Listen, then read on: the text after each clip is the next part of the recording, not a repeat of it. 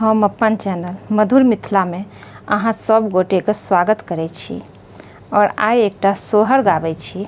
गीत नीक लागत तऽ चैनल के सब्सक्राइब कऽ देबै। धन्य धन्य राज अयोध्या, धन्य राजा दशरथ रे, ललन रे धन रे कौशल्या के भाग की, राम जनम लेला रे, ललन रे धन ही कौशल्या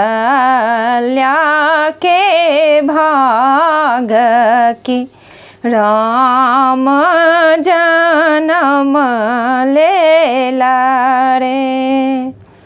देखती पंडित पुरोहित पोथी कर लेने रे, ललन रे बालक होयत सगे बन, बनाही सिधारत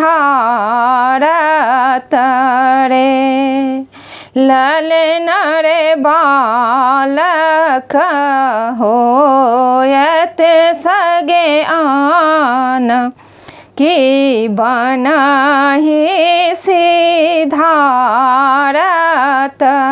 रे। से सुनि रानी बेकल भेली, राजा मूर्छित भेल रे, से सुनि रानी बेकल भेली, राजा मूर्छित भेल रे, ललन रे राम जनम लेला, जौवन जायत रे, ललन रे राम जनम लेला, बनाही में जायत रे।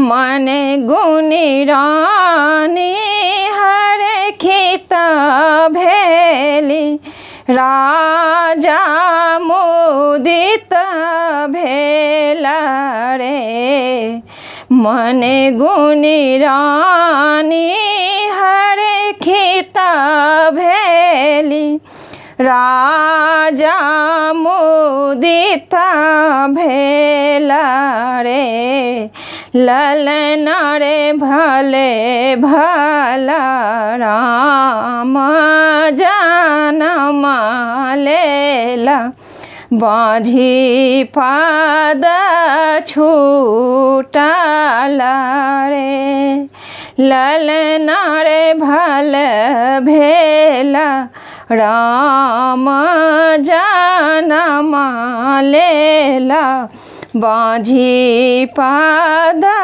छूटल।